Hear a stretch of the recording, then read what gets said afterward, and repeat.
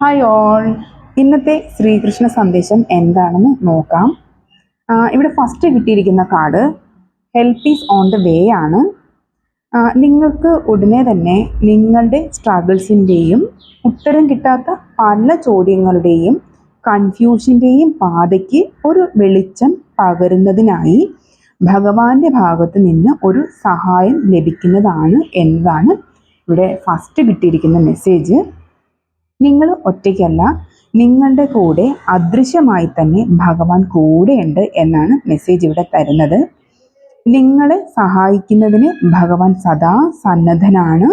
നിങ്ങൾ നിരാശരാകാതെ ധൈര്യപൂർവ്വം ഭഗവാനെ വിശ്വസിക്കുക എന്ന മെസ്സേജ് ഇവിടെ തരുന്നുണ്ട്. നിങ്ങളുടെ പ്രാർത്ഥനകളെല്ലാം ഭഗവാൻ കേൾക്കുന്നുണ്ട്. ഭഗവാന്റെ കരങ്ങൾ കൂടെ ഉണ്ടെന്നുള്ള ഉറച്ച വിശ്വാസത്തോടെയും നിങ്ങൾക്ക് വേണ്ടി ഭഗവാൻ പ്രവർത്തിക്കുന്നുണ്ടെന്നുള്ള ആത്മവിശ്വാസത്തോടെയും മുന്നോട്ട് പോവുക എന്നുള്ളൊരു മെസ്സേജാണ് ഈ കാർഡിലൂടെ ഭഗവാൻ നിങ്ങൾക്ക് മെസ്സേജ് തരുന്നത്. അടുത്ത കാർഡ് ഡെത്ത് ആണ്. ദുരിതപൂർണമായ ഒരു ചാപ്റ്റർ നിങ്ങളുടെ ജീവിതത്തിൽ നിന്നും അവസാനിക്കാൻ പോകുന്നു എന്നുള്ളൊരു മെസ്സേജാണ് ഇവിടെ ഭഗവാൻ തരുന്നത്. അത് നിങ്ങളുടെ ഇമോഷണൽ ലെവലിലാകാം, സ്പിരിച്വൽ ലെവലിലാകാം, നിങ്ങളുടെ ഫിസിക്കലായിട്ടുള്ള സ്റ്റേജിലോ അങ്ങനെ എന്ത് ലെവലിലും ആകാം ഒരു മാറ്റം നിങ്ങൾക്ക് വരാൻ പോകുന്നു. നിങ്ങൾക്ക് പെയിൻ ഉണ്ടാക്കിയിരുന്ന സാഹചര്യങ്ങളിൽ നിന്നെല്ലാം ഒരു മോചനം നിങ്ങൾക്ക് ലഭിക്കുന്നു എന്നാണ് ഇവിടെ ഭഗവാൻ പറയുന്നത്. ആ പുതിയ സാഹചര്യങ്ങളുമായി നിങ്ങൾ പൊരുത്തപ്പെടുക എന്നാണ് ഇവിടെ പറയുന്നത്. സ്പിരിച്വലി നിങ്ങൾക്ക് ഭഗവാനുമായി കൂടുതൽ അടുക്കാൻ പോകുന്നു എന്നുള്ളൊരു മെസ്സേജ് ഇവിടെ കിട്ടുന്നുണ്ട്. ഭഗവാന്റെ കരുതലും സംരക്ഷണവും നിങ്ങൾക്ക് മനസ്സിലാകാവുന്ന തരത്തിൽ നിങ്ങൾക്ക് ഒരു മാറ്റം വരുന്നതായും അങ്ങനെയുള്ള ചില എക്സ്പീരിയൻസ് നിങ്ങളുടെ ലൈഫിലോട്ട് കിട്ടുന്നതായും ഇവിടെ ഭഗവാൻ മെസ്സേജ് തരുന്നുണ്ട്. അതുപോലെ തന്നെ നിങ്ങൾ ഹെൽത്തി ഡയറ്റ് ഫോളോ ചെയ്ത് പോകുന്നതായും ചിലരൊക്കെ എങ്കിലും വെജിറ്റേറിയനിസം ഫോളോ ചെയ്യുന്നതായും ശാരീരിക ബുദ്ധിമുട്ടുകളിൽ ശാരീരികമായി ബുദ്ധിമുട്ടുന്നവരുണ്ടെങ്കിൽ അതിൽ നിന്നും ഒക്കെ ഒരു മോചനം നിങ്ങൾക്ക് ലഭിക്കുന്നതായിട്ടും ഇവിടെ ഭഗവാൻ മെസ്സേജ് തരുന്നുണ്ട്. നിങ്ങളെന്നൊരു വ്യക്തിത്വത്തിന് തന്നെ ആകെപ്പാടെ ഒരു മാറ്റം വരുന്നു എന്നുള്ളൊരു മെസ്സേജാണ് ഇവിടെ ഭഗവാൻ തരുന്നത്. ഒരു കംപ്ലീറ്റ് റീബർത്തിലോട്ട് നിങ്ങൾ എത്തിച്ചേരുന്നു എന്നും ഇവിടെ പറയുന്നുണ്ട്. ഈ മാറ്റങ്ങളെ നിങ്ങൾ പേടിക്കാതെ ധൈര്യത്തോടെയും സന്തോഷത്തോടെയും അക്സെപ്റ്റ് ചെയ്യുക എന്നുള്ളൊരു മെസ്സേജാണ് ഇവിടെ തരുന്നത്. അടുത്തത് സെലക്ഷനാണ്. നിങ്ങൾക്ക് നിങ്ങളിപ്പോൾ എന്താണോ സെലക്ട് ചെയ്യുന്നത് അത് നിങ്ങളുടെ ഭാവിയെ രൂപപ്പെടുത്തുന്നതാണ് എന്നുള്ളൊരു മെസ്സേജാണ് അടുത്തിവിടെ കിട്ടിയിരിക്കുന്നത്. അതുകൊണ്ട് നിങ്ങളത് ആലോചിച്ച് മാത്രം തീരുമാനമെടുക്കുക എന്ന് ഭഗവാൻ പറയുന്നുണ്ട്. ലൈഫിൽ നിങ്ങൾക്ക് ഒരു വളരെ വലിയൊരു തീരുമാനം എടുക്കേണ്ട സാഹചര്യത്തിലുള്ളവർ ബുദ്ധിപരമായി നന്നായിട്ട് ആലോചിച്ചതിന് ശേഷം മാത്രം നിങ്ങളുടെ ഹൃദയം എന്താണോ പറയുന്നത് അതിനനുസരിച്ച് തീരുമാനം എടുക്കുക എന്നാണ് ഇവിടെ പറയുന്നത്. ഇവിടെ പേടി, ആശങ്ക എന്നിവയൊക്കെ മാറ്റി വെച്ചിട്ട് നിങ്ങൾ ചിന്തിച്ച് പ്രവർത്തിക്കൂ എന്ന് ഭഗവാൻ ഇവിടെ മെസ്സേജ് തരുന്നുണ്ട്. അടുത്ത മെസ്സേജ് ചാരിറ്റിയാണ്.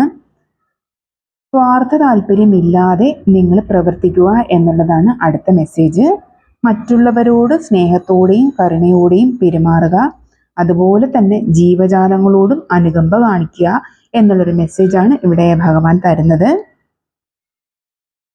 നിങ്ങൾ ചെയ്യുന്ന നിസ്വാർത്ഥമായ പ്രവൃത്തികൾക്കുള്ള പ്രതിഫലം ഭഗവാൻ തന്നെ അത് ഇരട്ടിയാക്കി തന്നെ തരും എന്നുള്ളൊരു മെസ്സേജ് ഇവിടെ നിങ്ങൾക്കായി ഭഗവാൻ തരുന്നുണ്ട്. അടുത്തത് ട്രൂ ഡിവോഷൻ ആൻഡ് ഫെയ്ത്ത് ആണ്.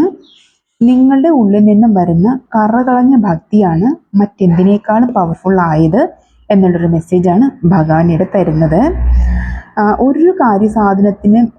ഒരു കാര്യസാധ്യത്തിനും വേണ്ടിയല്ലാതെ നിങ്ങളുടെ ഹൃദയത്തിൽ നിന്നും വരുന്ന പരിശുദ്ധമായ ഭക്തിക്ക് മറ്റ് ആചാരങ്ങളിലും അതുപോലെ തന്നെ മറ്റു തരത്തിലുള്ള സംഭാവനകളിലും അപ്പുറമായിട്ടുള്ള മഹത്വം ഉണ്ട് എന്നുള്ളൊരു മെസ്സേജാണ് ഇവിടെ ഭഗവാൻ പറയുന്നത്.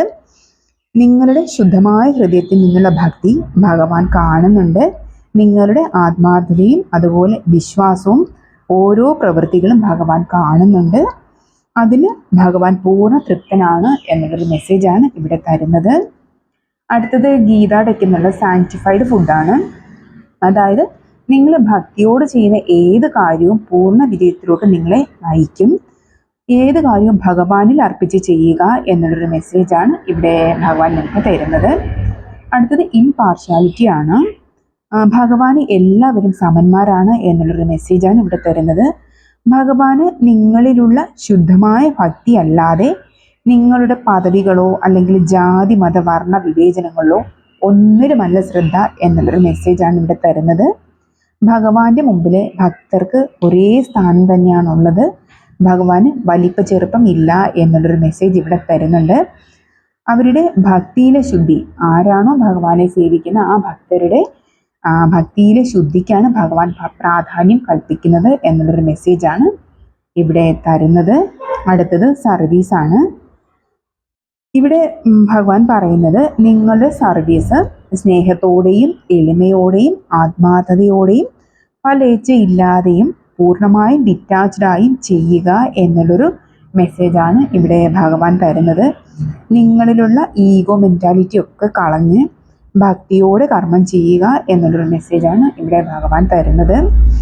അത്തരത്തിൽ നിങ്ങൾ ചെയ്യുന്ന കർത്തവ്യങ്ങൾ നിങ്ങളെ മോക്ഷപ്രാപ്തിയിലോട്ട് നയിക്കുന്നതാണ് എന്നുള്ളൊരു മെസ്സേജാണ് ഇവിടെ തരുന്നത്. ഹൃദയത്തിൽ നിന്നും പ്രവർത്തിക്കുകയും മറ്റു പ്രതീക്ഷകളൊന്നുമില്ലാതെ ഫലപ്രാപ്തിക്ക് വേണ്ടി കാത്തിരിക്കാതെ നിസ്വാർത്ഥമായ സേവനം അനുഷ്ഠിക്കുക എന്നുള്ളൊരു മെസ്സേജാണ് ഇവിടെ നിങ്ങൾക്കായി തരുന്നത്. അപ്പോൾ ഇതിത്രയാണ് ഇന്നത്തെ മെസ്സേജ്. അപ്പോൾ എല്ലാവർക്കും all the very best. Thank you.